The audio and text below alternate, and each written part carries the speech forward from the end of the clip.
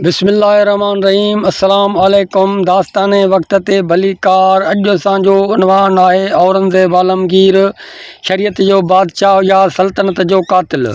हू मुग़लिया हुकूमत जो सभ खां सख़्तगीर बादशाह हो जंहिं क़ुरान जी हुक्मरानी जो ख़्वाबु ॾिठो, पर उन ख़्वाब जी क़ीमत हुई रत बग़ावत, भाइरनि जो क़त्ल ऐं पीउ जो क़ैद। संदसि नालो औरंगज़ेब आलमगीर, पर छा हू आलमगीर हो या सल्तनत जो ज़वाल आणींदड़? 1618 ईस्वी औरंगज़ेब लाहौर जे शाहना महल में पैदा थियो।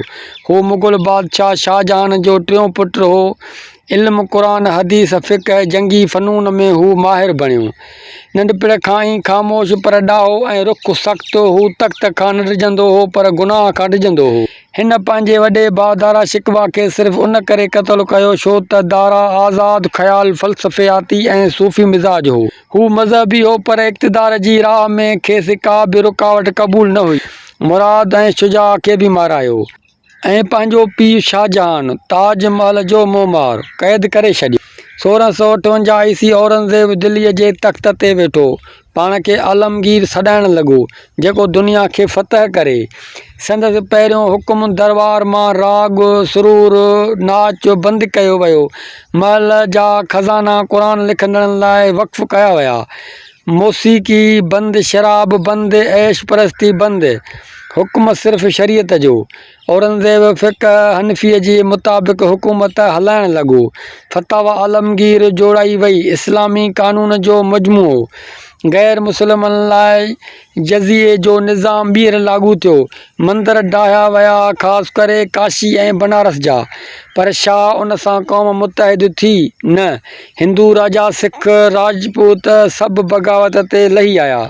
औरंगज़ेब जी सभ खां डिघी जंग हुई दखन जी फ़तह। 1680 ईस्वी शेवाजी जे मरण खां पोइ मराठनि ख़िलाफ़ जंग जारी रही। 27 साल जंग बग़ैर साह खयंसि। ख़ज़ाना ख़ाली, फ़ौज थकिजी पई, सल्तनत बीमार थी वई। आख़िरी 26 साल औरंगज़ेब दिल्ली छॾी दखन में रहियो, पंहिंजे पुटनि खां बेख़तरे में हो।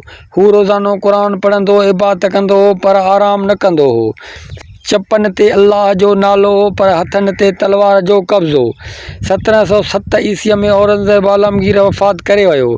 संदसि क़बर अजीब नमूने का महल नाहे, बल्कि हिकु सादी मिटीअ जी क़बर आहे। हिन वसियत कई, मूंखे सादी क़बर में दफ़न कयो, बेपर्दो, बेशानदार।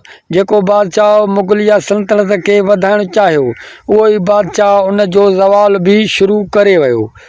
औरंगज़ेब बादशाह जंहिं इक़्तिदार लाइ भाइरनि खे क़त्ल कयो, बादशाह जंहिं इस्लाम लाइ दरबार जी राग खे दफ़न कयो, पर उन सख़्त हुक्मरानीअ सां हुकूमत जा बुनियाद कमज़ोर थी विया। संदसि पुठियां को बि मज़बूत वारिस न हो।